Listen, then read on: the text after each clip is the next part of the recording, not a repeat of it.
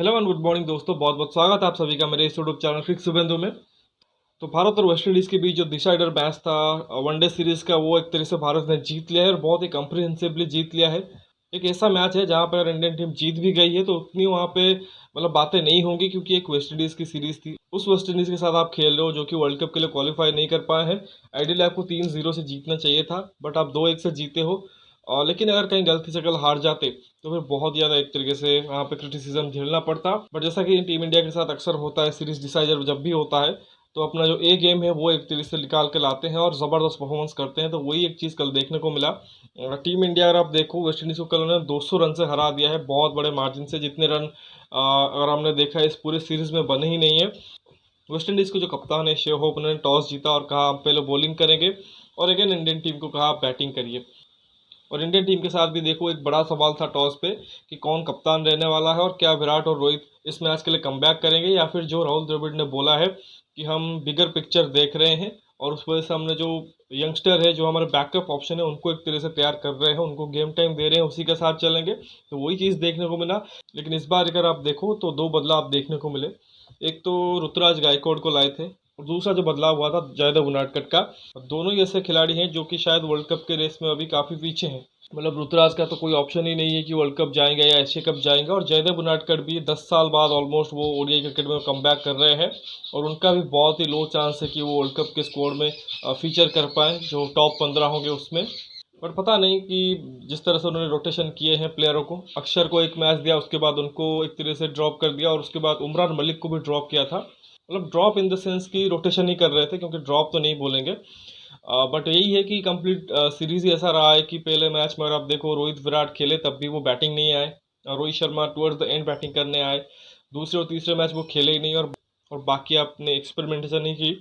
सिर्फ यूजी चहल इकलौते ऐसे खिलाड़ी रह गए जिनको इस ओडीआई सीरीज में एक भी मैच नहीं मिला। अदरवाइज सारे के सारे जो खिलाड़ी थे उन सभी को मौका मिल गया है। तो लगे हाथों आप यूजी चहल को भी खिला देते। एक्चुअली उनको लेके क्या प्लान है अभी पता नहीं है। मतलब आइदर ये हो सकता है कि जैसे रोहित हो गए, विराट हो गए, या शमी भाई जो कि रेस्टेड है, सिराज जो कि रेस्टेड है, उनकी तरह यूजी चहल आपके एक तरीके से पक्के हैं वर्ल्ड कप के स्क्वाड में।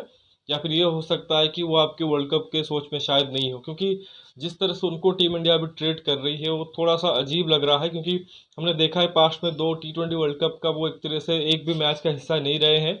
एक वर्ल्ड कप में उन्होंने ट्रैवल ही नहीं किया, दूसरे वर्ल्ड कप में बेंच पे बैठ के ही रह गए। तो अभी पता नहीं कि टीम इंडिया किस तरह से यूजी चहल को लेकर सोच रही है। अभी 5 T20 मैच की भी श्रृंखला होनी है वहीं पे, तो हो सकता है वहाँ पे आपको खेलते हुए दिख जाए। तो खैर वो जो दो बदलाव हुए, वो ऋतुराज आए थे और फिर जयदेव उनाडकट आए थे। तो आप देखो इंडिया ने जब बैटिंग स्टार्ट किया तो शायद लगा कि ऋतुराज ओपन कर सकते हैं, क्योंकि वो as naturally he is an opener. लेकिन टीम इंडिया ने जो एक तरह से सेट टेम्पलेट है उसी के साथ गए, और जो कि अच्छा भी लगा कि ईशान और शुभमन गिल से ही ओपन कराया। और इस बार की जो पिच भी थी, अगर आप देखो थोड़ा सा अलग पिच थी। मतलब पिछले वाले पिच से थोड़ा सा बेहतर पिच थी। वो बारबाडोस में हो रहा था, ये त्रिनिदाद में हो रहा था। और फर्स्ट टाइम यहाँ पे ओडीआई मैच हो रहा था जिस पिच के ऊपर गेम हो रहा था। एक अच्छी बैटिंग सरफेस थी, और उसका एक तरह से फ़ायदा दोनों ही जो बल्लेबाज थे हमारे ओपनर्स उन्होंने उठाया। ईशान किशन और शुभमन गिल दोनों ने एक तरह से हाफ सेंचुरी पूरी की, बट दोनों ने शतक मिस कर दिया एक तरह से कहेंगे। और बेहतर होता अगर शतक पूरा करते, बट वहाँ पे देखो ईशान किशन 77 है 64 बॉलों में, और शुभमन गिल जो कि वो 85 है 92 बॉलों में। बहुत अच्छी पारी खेली, शतक की साझेदारी की। लेकिन वहाँ पे शायद एक जो माइलस्टोन बन सकता था शतक का, वो नहीं देखा।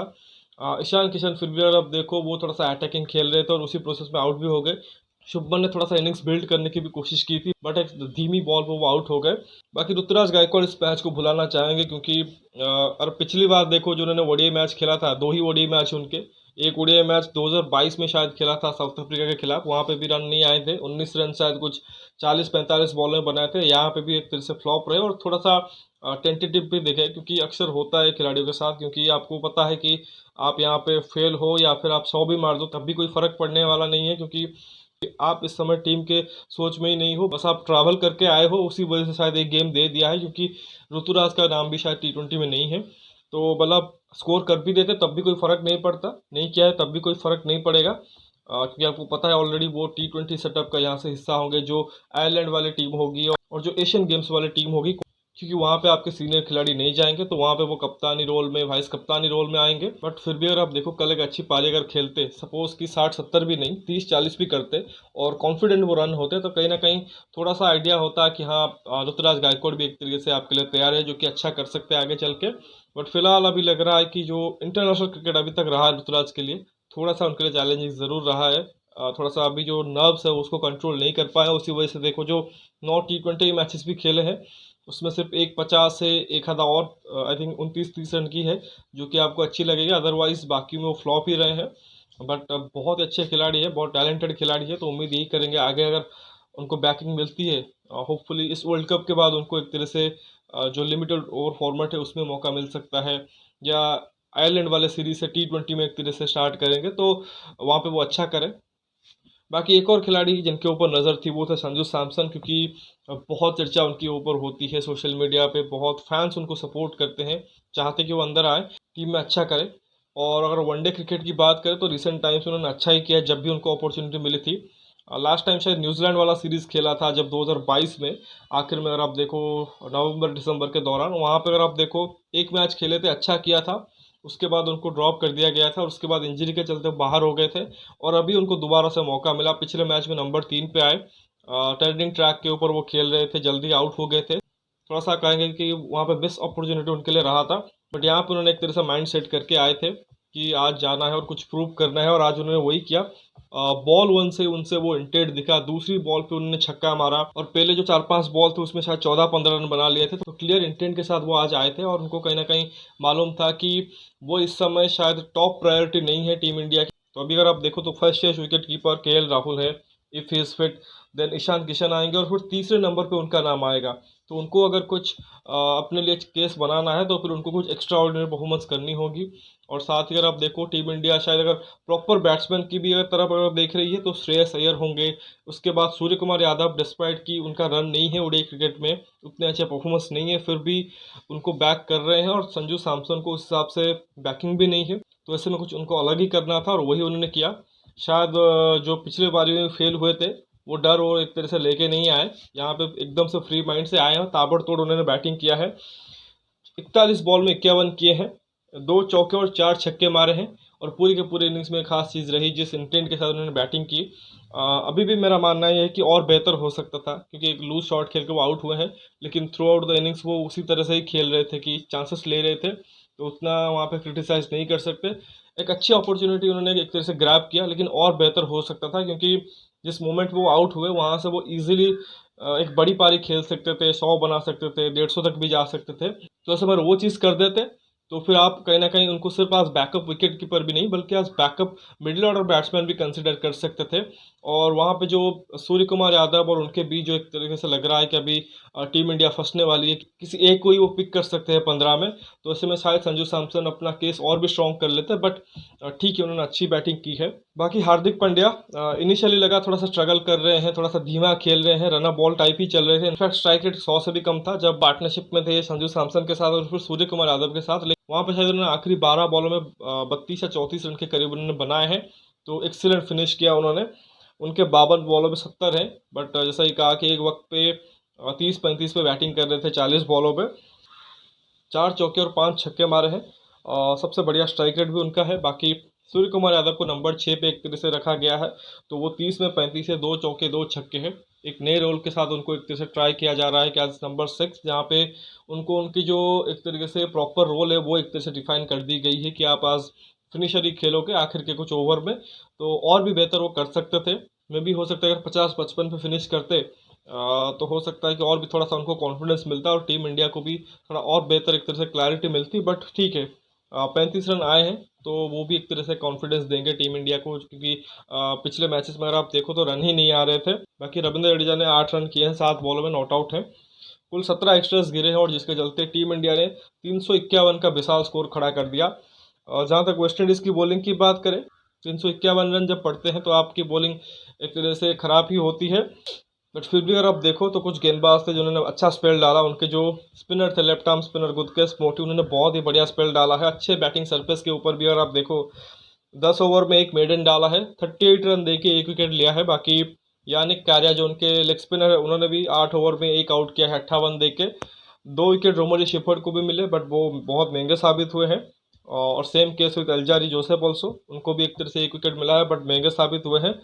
बाकी जेडल सेल्स, उनको विकेट नहीं मिला, काइल मेयर्स को भी विकेट नहीं मिला, और वो महंगे साबित भी हुए हैं।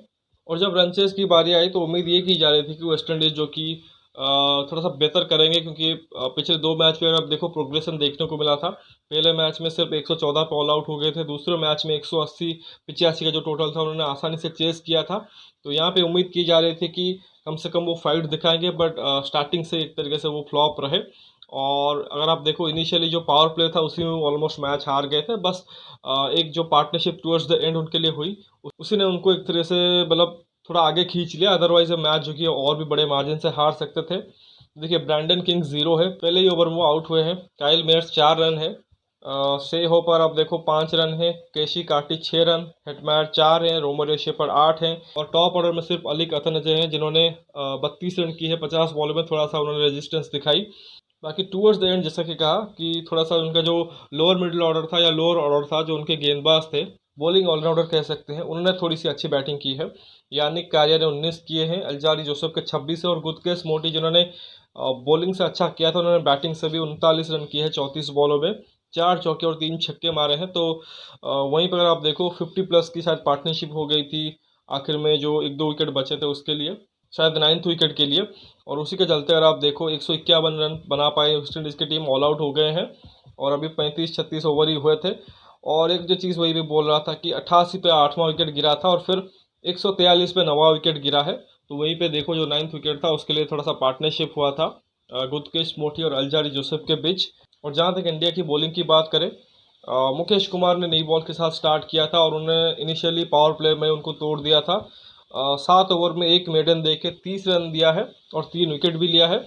और जब ही बोल रहा था कि पावर प्ले में उनको ख़त्म कर दिया था, वो 17 के स्कोर पर ये 3 विकेट गिर गए थे, और तीनों को ही शायद मुकेश कुमार ने आउट किया था।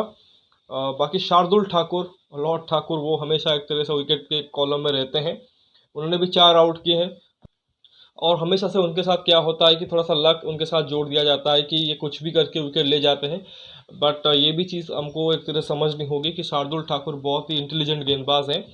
भले उनके मतलब बॉलों पे मार पड़ती है, इकॉनमी थोड़ा सा हाई रहती है, बट वो हमेशा से कोशिश करते हैं, प्लानिंग करते हैं, और उसको एग्जीक्यूट करते हैं, तभी उनको विकेट मिलते हैं। सिर्फ लक के भरोसे तो ऐसा नहीं कि वो हर मैच में विकेट ले रहे हैं, और उनके तो टेस्ट मैच में भी अच्छे खासे विकेट्स हैं। तो कहीं ना कहीं वो जो एफर्ट डालते हैं उसी का उनको एक तरह से रिवॉर्ड मिलता है। और ऑब्वियसली आप जब डिफरेंट थिंग्स ट्राई करते हो तो कहीं ना कहीं से आपको विकेट मिल ही जाते हैं। बट अच्छा लगता है कि सिर्फ इतना नहीं कि एक ही तरीके से बॉलिंग करते हैं, डिफरेंट थिंग्स ट्राई करते हैं, स्पेशली जो बीच बीच में सरप्राइज बाउंसर डाल देते हैं, वो काफ़ी एक तरह से असरदार होते हैं। 2 विकेट कुलदीप यादव को मिले, और 1 विकेट जयदेव उनाडकट को 10 साल बाद जब वो कम कर रहे थे ओडीआई में, उनको भी मिला। रविंद्र जडेजा और हार्दिक पांड्या जो कि विकेटलेस रहे, लेकिन उन्होंने भी अच्छी गेंदबाजी की है। तो ओवरऑल ये मैच का हाल था। तो ओडीआई मैच जो कि ख़त्म हो गया है। पता नहीं जो इंडियन टीम के जो सवाल थे किस तरह से वो उसको ढूंढने की कोशिश कर रहे थे, उसका आंसर वो एग्जैक्टली हमें तो पता नहीं है कि क्या ढूंढ रहे थे। वो तो उन्हीं को ही पता होगा, क्योंकि मेरा मानना तो ये था, मैंने पिछले वीडियो में कहा था कि रोहित और विराट को ये सीरीज़ खेलना चाहिए था, क्योंकि इसके बाद सीधे आपको पाकिस्तान वाला मैच जो कि एशिया कप में खेलना है, जो कि बहुत मुश्किल होगा आपके लिए कहीं ना कहीं। तो उसमें आपको प्रैक्टिस कर लेनी चाहिए थी। जो 1-2 आपके स्पॉट खाली थे उसी में ही सूर्य को और संजू को ट्राई करना चाहिए था। ईशान किशन आपका एक तरह से सेट है, बाकी टॉप 3 भी आपका एक तरह से सेट है। आपको बॉलर्स पे एक तरह से कॉल लेना था कि किन किन को आप पिक करोगे। मतलब पेसर में एक तरह से आपके डाउट है, स्पिनर भी ऑलमोस्ट आपके सर्टन है। बट टीम इंडिया ने यहाँ पे प्रेफर ये किया कि हम जितने भी हमारे ऑप्शन है, बैकअप ऑप्शन है, उन सभी को एक तरह से गेम टाइम देते हैं, विच इज़ ऑल्सो फाइन। क्योंकि यहाँ पे देखो अगर ईशान किशन को अपॉर्चुनिटी नहीं मिलती तो लगातार वो 3 50 यहाँ पे नहीं मारते हैं। इनफैक्ट चौथा उनका 50 है यहाँ पे वेस्ट इंडीज़ पे। आखिर जो टेस्ट इनिंग्स में उन्होंने खेली थी वहाँ पे भी 50 था।